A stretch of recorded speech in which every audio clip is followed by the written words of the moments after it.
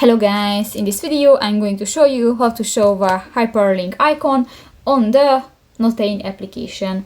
But first of all, I just want to mention, please don't forget to subscribe to our channel, because at 100,000 subscribers we are going to show you our YouTube revenue statistics and growth strategy of to make money online. So let's jump into it. First of all, open the application on your device.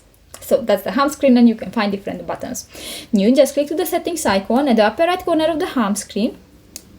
And here go to the third section, the appearance settings, and here you can find the show hyperlink icon at under the show tab box. And actually I don't use this function, but if you want to turn on, just click to the next gray circle, and if it will be turned blue, this function will be enabled, so you can use that.